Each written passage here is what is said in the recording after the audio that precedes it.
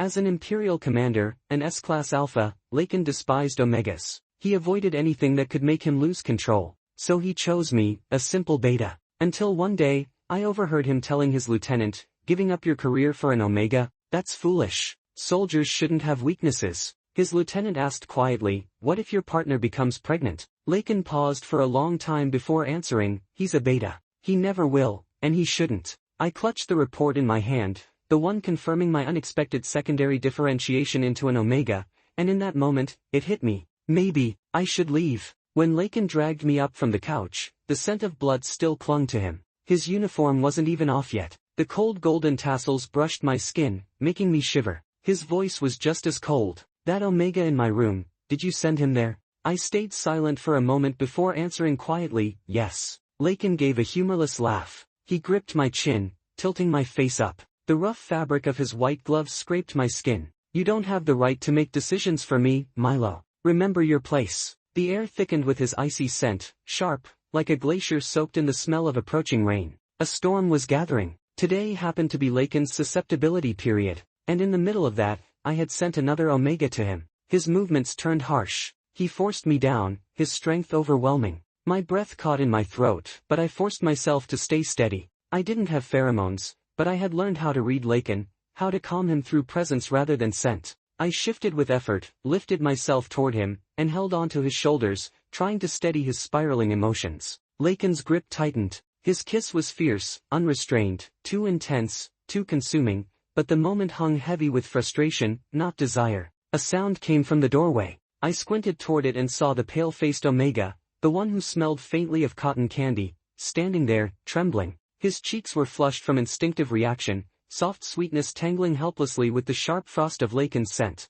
Laken's gaze lifted toward him, but his hand stayed on me, holding me down, refusing to let me go. His movements grew sharper, fueled by anger rather than intimacy. Shame burned through me, but I knew, this was punishment, his way of making a point. Just before consciousness slipped away, I heard his voice, cold and lethal. "Milo, those who deceive me never meet good ends." Laken's susceptibility period lasted a full week. When I woke, it was already the afternoon of the 8th day. My throat was dry. I steadied myself and went downstairs for water. My wrist communicator vibrated. The call connected. Neither of us spoke. It felt like the caller was waiting for me to break the silence. I counted silently. If he didn't speak by 10, I'd hang up. At the very last second, he finally spoke. "That Omega is dead." My hand shook. The glass nearly slipped, but I recovered quickly and replied evenly, "Madam, he died because of you. You insisted on pairing the commander with an Omega, but it seems your son has much stronger self-control than your husband ever did." She laughed lightly, as if none of it concerned her. "Milo, AO pairing is inevitable. Fighting biological instinct is foolish. A plaything is a plaything. Laken will eventually marry a proper Omega. I hope you learn your place." In just 2 days, 2 people had said the same thing to me, but truthfully, I never forgot. I was something Laken had rescued from an underground auction. The Empire had developed for years, its shadows were deep. None of this was new. I had prepared myself for the worst, but I was lucky. I met Laken. There were over 130 illegal auctioned individuals, more than 50 Omegas. The Empire reclaimed the auctioned people. The Omegas were sent to the Omega Protection Association. And then there was me, the only Beta. I heard Laken's lieutenant ask, "Commander, what about this Beta?" Footsteps approached. I used the faint light from the doorway to lift my head and look at Laken. His boots stopped beside me. His gaze lowered to the auction card lying near my feet. I remembered what the auctioneer said while presenting me. A pretty Beta. Delicate, obedient, and most importantly, infertile. Built to endure. Laken glanced at me briefly, then turned away. His voice was cold, matching his eyes. "Send him to the police station. Return him to his family." I couldn't go back. I had been sold by them. So the moment the handcuffs came off, I lurched forward and wrapped my arms around Laken's leg. I looked up at him, tears brimming, trembling. "Commander, I have no family left. Please, let me stay with you. I'll do anything." I knew exactly which angle made me look most fragile, most pitiful. But Laken only looked down, emotionless, as if watching someone perform a pathetic little act. The rough fabric of his uniform brushed my bare skin through the thin auction robe, stinging. My expression stiffened. My fingers trembled on his pant leg. My facade was close to breaking. His lieutenant stepped forward, reaching to pull me away. "Enough, little Beta. 1,000 people try this kind of trick every week. Come on, I'll take you to the station. Just before his hand touched my shoulder, Lakin finally moved. He bent down, slapped the lieutenant's hand away. Then, to everyone's shock, he grabbed the velvet cloth covering a nearby display and dropped it over me, hiding me completely. I barely had time to gasp before my body lifted off the ground. Lakin picked me up and strode out of the hall, carried me into his private aircraft, and tossed me inside. Send him back, he ordered. The door shut. Lakin didn't come aboard. But I knew, I had succeeded. I learned later that Lakin despised omegas. And I succeeded, only because I happened to be a beta. People always trust what they see with their own eyes. Before all of this, I too believed that no alpha could resist the natural pull between an alpha and an omega. But everything Lakin had done, gave me a different kind of leverage. Shameful as it was, a small part of me hoped. Hate them more, Lakin. The more you hate omegas, the longer I can stay by your side. But I also knew the test I had assisted his mother with would anger him. So for half a month, Lakin didn't come home. Every night, I curled up on the couch in the living room, wrapped in a thin blanket, wearing almost nothing, sleeping under the glow of the surveillance cameras. On the third week, Lakin finally returned. I ran to him the moment he stepped inside, ignoring the cold aura clinging to him, and jumped into his arms. Lakin caught me with one hand under my hips and walked inside. So you've been sleeping under the cameras every night, trying to make me feel sorry for you. I looped my arms around his neck, grinning as I pressed a quick kiss to his cheek. Well, it only works if you fall for it. No, next time, he warned, voice low. I nodded quickly and nestled against him, peeking up at him. Do you really hate omegas that much? Lakin's hand rested at my waist. His tone stayed faint. Yes, I do. My smile almost slipped. I leaned closer playfully. What if I suddenly became an omega? Would you throw me out too? Lakin looked down at me for a long moment. A soft laugh escaped him, hard to tell whether he was joking or not. Maybe. His fingers brushed the back of my neck, slow and deliberate. So, Milo, be good, and never hide things from me.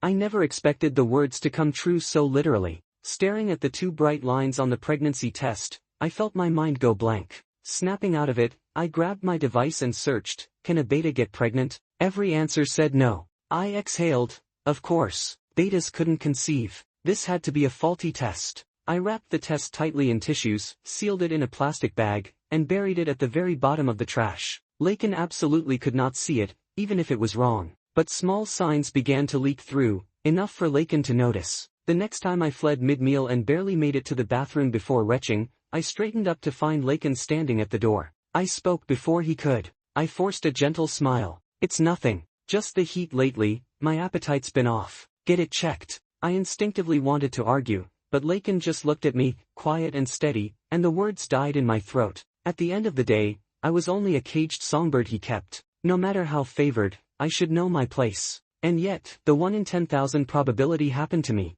Secondary differentiation. The doctor handed me the report with instructions I barely heard. I only managed one question. Doctor, is there any way for an omega to turn back into a beta? Before he could speak, I continued. I remember that removing the gland works. I can just take it out, right? The doctor's expression hardened. You just differentiated. You're pregnant. Right now your gland is extremely fragile. Removing it now would be suicidal. He set the chart aside. Bring in your alpha. I need to speak to him. My voice shot up instantly. No, don't tell him. Realizing my overreaction, I apologized, snatched the report, and left in a hurry. Thank goodness I hadn't gone to a military hospital. If I had, Lakin would have gotten the report within minutes. I closed my eyes, gripping the papers tightly, and made a decision. I would hide it from him. Lakin's message came suddenly. There was a banquet tonight. He was coming to pick me up. When I boarded the aircraft, his gaze flicked to my bag. I stiffened, but he looked away just as quickly.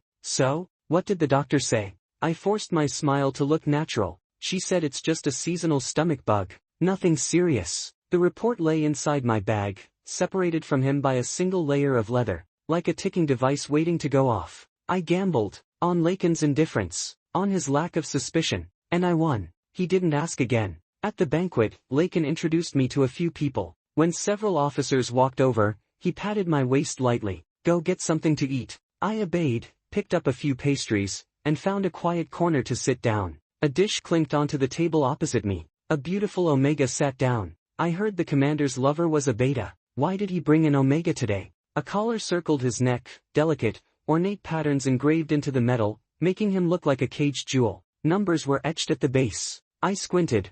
181002. The identification code of the Alliance's highest military commander. The collar was a warning. A declaration of ownership. He noticed my gaze lingering and smiled softly. Pretty, isn't it? He tilted his head slightly, like a graceful swan displaying polished feathers. He touched his abdomen. I got it in exchange for this. I frowned, not understanding. He leaned in. The curve of his eyes didn't change, like it was carved there. There used to be a little life here. I froze completely. His eyes drifted toward my abdomen. Instinctively, I hunched forward, shielding my stomach, glaring at him. He pulled back, took a sip of his drink. I'm not hostile. We're the same kind of people. It seems the commander doesn't know yet, but secrets don't last. My advice? Don't hold too much hope, or you'll end up like me. He tapped the collar lightly. This isn't just a warning to others, it monitors me. All my hormone levels, everything, including pregnancy markers, just to ensure I'll never carry another child. My nails dug into my palms so hard they broke skin,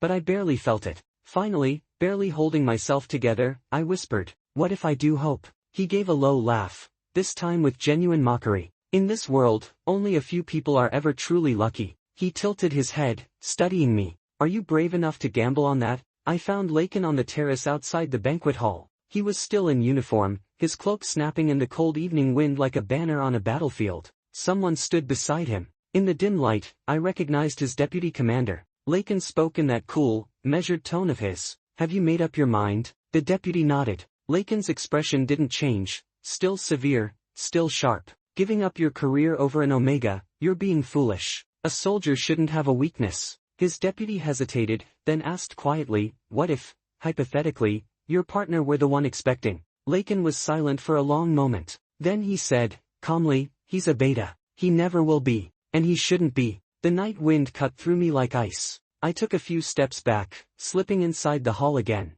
No matter how hard I rubbed my arms, the cold wouldn't leave my bones. His words echoed in my mind, and suddenly I understood. In Lakin's world, I wasn't even capable of being pregnant. Because Milo was a beta, would always be a beta. A pretty, ordinary, safe little beta who couldn't possibly bear a child. That, to him, was truth. A fixed, unbreakable truth. My hand tightened on my leather bag. Inside, the pregnancy report crinkled sharply, like a reminder, or a warning. Maybe it was time for me to go. The Omega from earlier returned to me without surprise. I thought you'd need more time to think. He slipped the lady's cigarette he'd just taken out back into the case. I stayed quiet for a long moment, then asked, can you help me? He smiled softly. Of course. I looked at him, studying his expression. If you're really unhappy, then don't force yourself to smile. He froze, just for a second, then slowly let the smile fade. Without it, his beautiful face carried a colder, sharper edge.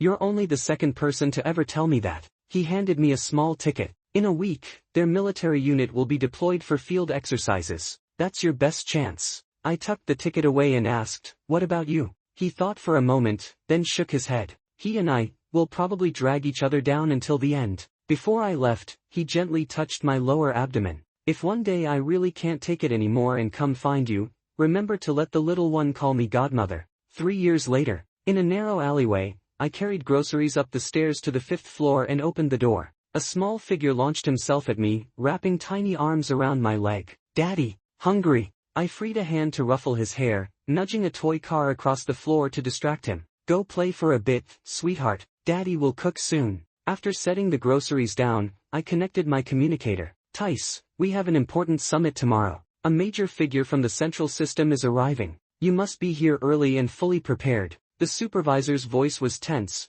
more tense than I'd ever heard. I was busy at the time and agreed absent-mindedly. I didn't think much about who could make him react that way. Which is why, the next day at the summit hall, when I saw Lakin, draped in the luminous insignia of an imperial general, surrounded by officers, my mind went completely blank. It felt like my blood stopped moving. He looked even colder than before, his presence sharp enough to silence the noise around him. He didn't look left or right as he strode inside, as though nothing in this entire hall mattered to him. This was the farthest star system from Blue Star, poor, remote, forgotten. I'd been hiding here for 3 years. Never imagined we would meet again like this. Heart pounding, I lowered my head, slipping deeper into the crowd of staff, praying he wouldn't notice me. 3 years, but it felt like a lifetime. Someone like him, he must have erased every trace of me long ago. I was still praying when a piercing alarm ripped through the hull. Emergency alert. Pirate incursion detected. Repeat, pirate incursion detected. The lights plunged into darkness. Screams, confusion, panic. Someone shoved me. I stumbled, and collided with a solid, familiar chest. A cold, crisp scent enveloped me instantly, the unmistakable clarity of glacier-like alpha pheromones. Steadying, commanding, inescapable. Lakin. He caught my arm with unerring precision in the chaos. His grip wasn't harsh, but it allowed no escape. Maintain order. Move toward the evacuation doors. He commanded, voice calm amid the chaos. No one noticed the brief contact between us, but I felt his gaze, sharp as a blade, on the back of my neck, on the faint lily-scented pheromone I couldn't fully suppress under fear. Explosions echoed closer. The building trembled. My heart seized. My child is still at home. Our home was too close to the summit hull. Terror overwhelmed everything. Let me go. My voice shook uncontrollably. My child is alone at home. Instead of releasing me, he tightened his hold, anchoring me by his side. In the darkness and chaos, his voice found me. Steady, cold, carrying a trace of suppressed anger. Milo, after 3 years, you really brought me a surprise. My entire body turned to ice. You've mistaken me for someone else. I tried to pull away, desperation breaking my voice. Mistaken? A soft laugh escaped him, void of warmth, edged with quiet mockery. His hand slid to my waist, steady and impossible to ignore. I jolted, breath catching. Your body, your voice. His tone was low, certain. Even after 3 years, I know both. And then, about the child. Another explosion shook the hull. People screamed. His next words cut through it all like a blade. How long did you think you could hide from me, Milo? He knew. He had known. Shock and fear crashed through me like cold water. The deputy rushed over, shouting over the chaos. General, the emergency shelter is ready, please move immediately. No. Lakin's tone allowed no argument. Deploy an elite squad. I'll send the coordinates. Secure a child named Jory. Ensure absolute safety. He spoke my address. My child's name. The deputy blinked, but obeyed immediately. Yes, General. And you. Lakin finally released my arm, though his gaze pinned me in place. Follow me. His hand closed around my wrist, firm and unyielding, guiding me through the chaos under the protection of his guards. The door to the emergency shelter shut behind us, muffling the noise outside. Only the two of us remained. Cold emergency lights carved hard shadows across his face. He shrugged off his heavy coat, letting it fall, revealing the sharp lines of his uniform beneath. Shoulders broad, posture commanding, presence overwhelming. Now, he said, turning fully toward me, we can talk. His gaze locked onto mine, unwavering. Explain to me, every word slow, controlled, why you took my child and hid in a place like this for 3 years. I leaned back against the cold metal wall, my fingers trembling. Aren't you the one who hates omegas, the one who never wanted a child? My voice cracked. I left. Isn't that exactly what you wanted? Exactly what I wanted. Lakin repeated the words slowly, each one heavier than the last. He walked toward me, unhurried, unstoppable, until our breaths brushed the same space. Milo, he said quietly, who told you, you could make that decision for me? His voice was calm, but the pressure beneath it rolled in like a coming storm. I lifted my chin, stubborn, refusing to look away. Isn't it true? In your eyes, he was a weakness that shouldn't exist. A child born from a beta who became an omega. Something shameful for an imperial general. Lakin's pupils tightened. He braced one hand on the wall beside my ear, caging me beneath his shadow. The icy edge of his pheromones swept over me, dense, overwhelming, yet held back just enough not to hurt me. Listen, he said, locking his gaze with mine. Each word precise, controlled. No matter what I think, you should never have put yourself, or the child, into danger. This planet is isolated, underdeveloped, and a perfect target for pirate raids. If I hadn't arrived in time, have you considered what could have happened to you? To him. His words struck like lashes, sharp and merciless. Yes, I had hidden for 3 years.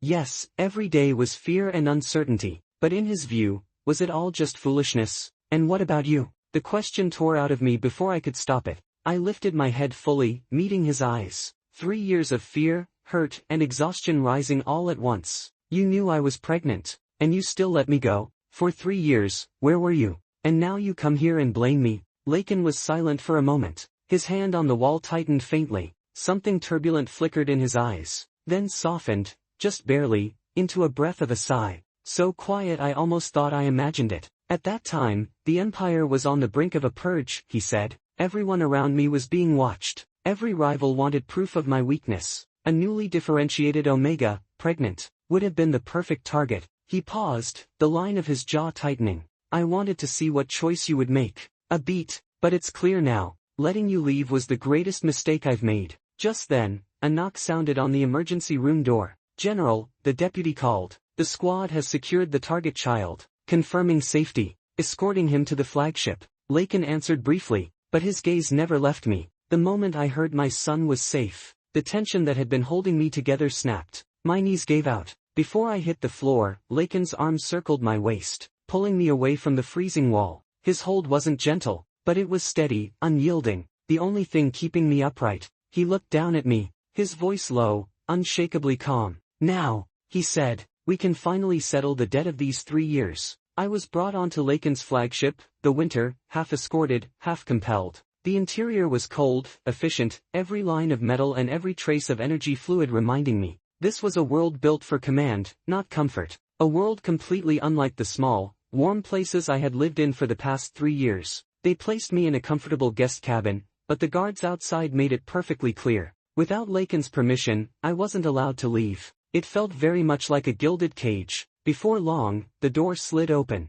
Lakin stepped inside. He had removed the coat smelling faintly of smoke and battle. Wearing only a black uniform shirt, his tall frame and restrained aura were even more striking. Like a blade set aside, but never sheathed, he opened a datasheet and began reading. Jory, 2 years and 10 months old, born at the Carta Civilian Medical Center. Male Omega, post-strain grass, type pheromones, grade C. Healthy, no major conditions. His voice was steady, almost like a mission briefing. For the past 3 years, the two of you moved through 4 star systems, lived at 7 different addresses, and you held 6 types of temporary jobs. He lifted his eyes then, sharp enough to cut. The reports show you hovered just above subsistence level. Poor access to medical care. Vaccinations incomplete. Milo, this is the life you chose. Every word pierced like a needle. I clenched my clothes. At least, I was free. Free? Lakin gave a quiet, humorless laugh. Free, in a region where pirates raid without warning?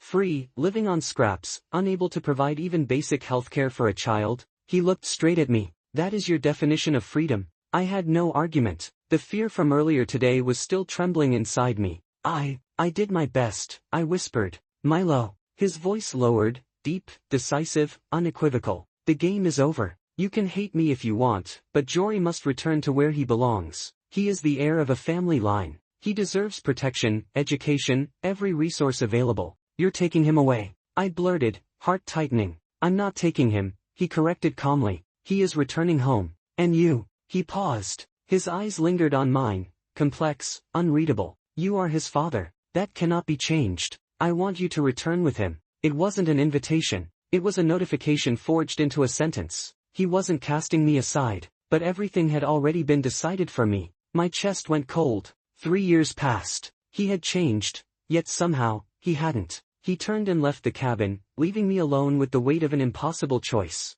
I don't know how much time slipped by before the door opened again. A small figure shot toward me like a comet. Daddy! Jory's voice broke with fear as he crashed into my arms. I held him tight, my heart melting instantly. Behind him, Lakin stood at the doorway, watching. Expression unreadable, but something in his aura had softened, only by a fraction, yet undeniably so. Once Jory calmed down, he turned to look at the tall alpha by the door. Lakin looked back. Father and son stared across a few quiet steps, silent, curious, measuring. Then Lakin walked forward. He didn't kneel. He simply reached into his pocket and pulled out a small metal starship model, dark, worn, clearly handmade, and offered it to Jory. The little one blinked, uncertain. Take it, Lakin said, voice steady but lacking its usual cold edge. Jory reached out and accepted it, turning it over in his small hands. Thank you, Daddy. He tried, soft and unsure. Lakin stiffened, barely, but undeniably. He looked into those bright dark eyes so much like his own, and after a long few seconds, gave a small, almost invisible nod.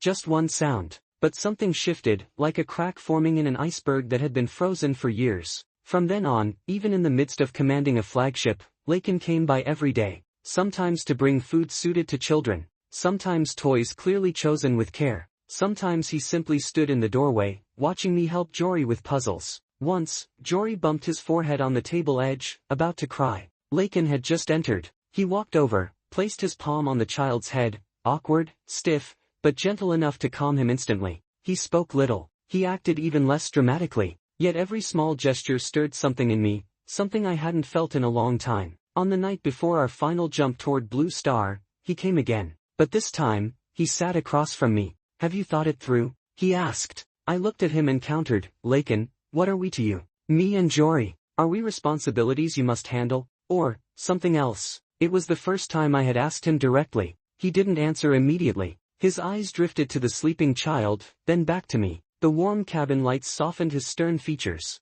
"Milo," he said slowly, "my life is built on order, rules, and control. I dislike anything I cannot command, including emotions." A quiet honesty I never expected. "Your arrival, and everything that followed, disrupted every plan I had. Your disappearance proved my control was not absolute." His gaze deepened. "For 3 years, I never stopped searching. I told myself it was purely for the family's heir. But perhaps..." He exhaled, almost irritated with his own admission. "It wasn't only that." He looked straight at me, focused, unwavering. "Responsibility is not the whole truth. You too are an exception." The only exception he had ever allowed in his life. He walked to the bedside, watched Jory for a quiet moment, then turned back to me. "When we return to Blue Star, I will register both of you officially. Jory will be acknowledged as my legitimate heir. And you, Milo." His voice steadied, solemn, certain. "You will be recognized as my one and only lawful partner. This time, I hope you'll choose to stay." I didn't give Lakin an answer right away. He gave me time, gave me space. When the winter finally arrived on Blue Star, we were settled in his heavily guarded mountainside residence. I was placed in the guest room beside the master bedroom, separated by a small living area. He was as busy as ever, leaving early, returning late. We hardly saw each other. He didn't mention registration again, as if everything he'd said on the starship was only a possibility, not a decision. That silence, that suspension, forced me to face my own heart more clearly. Until one night, everything was thrown into chaos. My body reacted before I even understood what was happening. A sudden wave of heat, pressure, and emotion crashing over me without warning. Maybe it was the change of environment, maybe the exhaustion of the past days finally breaking loose. I curled up on the bed, trembling, breath unsteady. Warmth throbbed through my body in a way I couldn't control, and an all too familiar sweetness edged into the air. My thoughts blurred, and I bit my lip hard, forcing myself not to make a sound. The door opened without noise. Lakin stood there, framed by the darkness of the hallway. Cold night air clinging to his uniform, expression cut from stone. He had clearly been drawn here. His gaze swept over me, and something in his eyes sharpened. The tension in the room shifted. His presence pressed against mine, instinctive, commanding, yet restrained. My pulse hammered. Part of me braced for what might follow. Stories I'd heard of instinct's overwhelming judgment, of moments spiraling beyond control. But the touch I expected never came. Instead, I heard him inhale sharply, and then step back. "Where is the suppressant?" His voice was rough, strained, but steady. I blinked in confusion, lifted a trembling hand, and pointed toward the bedside drawer. He crossed the room quickly, retrieving the small vial before returning to my side. But he didn't touch me. He simply placed it within my reach. "Do you need help?" he asked, still fighting for composure. I shook my head and injected it myself. The cool medicine flooded through me, slowly calming the storm inside. He stood several steps away the entire time. Silent, rigid, a glacier holding itself together by sheer force of will. Even the quiet aura he released to steady the air was tightly controlled, offered only to soothe, never to provoke. He didn't take advantage. He didn't act on instinct. He didn't even watch me directly while I injected the suppressant, turning his head aside out of respect. When I finally relaxed against the headboard, breath shallow, he looked at me again, eyes carrying something I couldn't name. "Why?" My voice cracked, tangled between relief and something bitter. Something bruised. "Because between an alpha and an omega, attraction wasn't something you could choose. And our compatibility was unmistakable." Yet he had stepped away. "You really do hate omegas," I whispered, "so much that you can hold back even now." "Milo." He cut me off, tone returning to its usual calm, yet carrying a depth I hadn't heard before. "I want you to return because you choose to, not because instinct leaves you no choice." He walked to the window, back straight against the night outside. The lines of his shoulders were cold, proud, and strangely alone.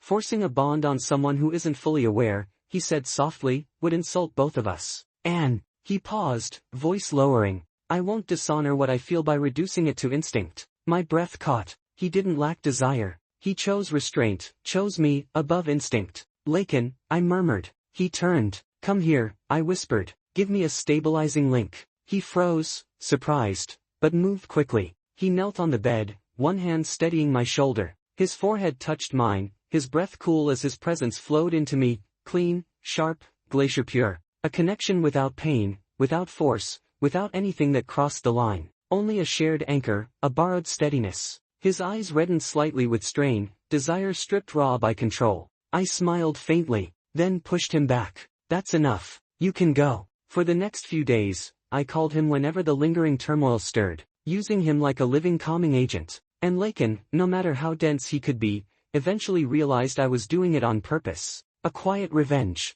This time, when the link faded and I leaned lazily against him, he didn't leave immediately. I rested against his chest like a lazy cat. His cool presence was addictive. His hand slid to my waist, fingertips brushing my skin. But I slapped it away. You said you'd never force me, I reminded him, narrowing my eyes. You said you wanted my willingness. His expression darkened immediately, a thundercloud spreading over a general's face. And still, he backed off. Across the entire Imperial military district, everyone noticed the sudden storm in the commander's mood. Officers walked on eggshells for days, terrified of provoking their irritable superior. One afternoon, Lakin sat behind his desk, hands steepled under his chin, brows deeply furrowed. The guards outside believed he was contemplating matters of the Empire, standing completely rigid, afraid to breathe too loudly. Until he opened his communicator, and they heard, "Former Deputy Commander, when your spouse is upset, how do you calm him down?" Later that day, I returned home to find Lakin kneeling in the courtyard,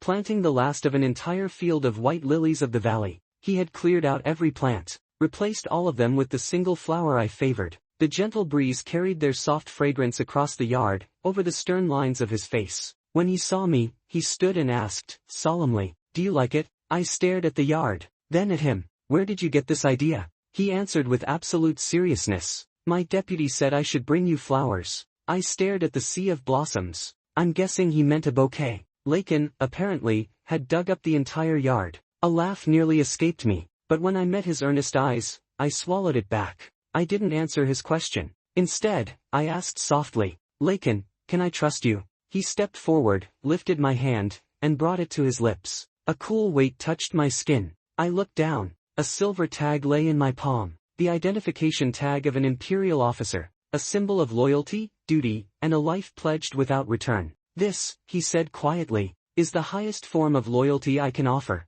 The metal edges were sharp, precise. I smiled, warmth spreading in my chest. "Well then, Lakin, your household is about to gain two very spoiled omegas." What a story. This novel takes a familiar ABO framework, but pushes it into something darker, sharper, and unexpectedly emotional. What stood out to me the most is how it flips the usual power dynamic. A beta who is supposed to be safe becomes the center of a storm powerful enough to shake an Imperial commander. I think the author did an incredible job creating tension. Not only physical danger, but emotional danger. Almost every chapter asks the same question: how much can two people hurt each other before they realize they can't let go? One of the strongest parts of the story is the contrast between appearances and truth. Lakin looks cold, untouchable, unstoppable, but his choices reveal fear, pride, and a man trapped by the world he serves. Milo, meanwhile, looks fragile, obedient, even powerless. Yet he's the one who keeps making the decisions that change both of their lives. But of course, the novel isn't perfect. Some moments rely heavily on miscommunication, and sometimes you just want to shake both of them and say, "Talk to each other already." And certain scenes push right up against the edge of emotional cruelty, enough to make you question whether reconciliation is even possible. And maybe that's why it works. Because the story isn't about perfect people. It's about two flawed, damaged individuals trying to find a place where they can finally stop running, from each other, and from themselves. By the time the ending arrives, with the child caught in the middle of everything, the emotional weight hits completely differently. It's not just about romance anymore. It's about responsibility, forgiveness, and the price of coming home. So what do you think? Did the author build a believable relationship? Do you think Lacan deserves a second chance? And if you were Milo, would you have gone back? Tell me your thoughts in the comments. I'd love to hear how you interpret this intense, complicated relationship.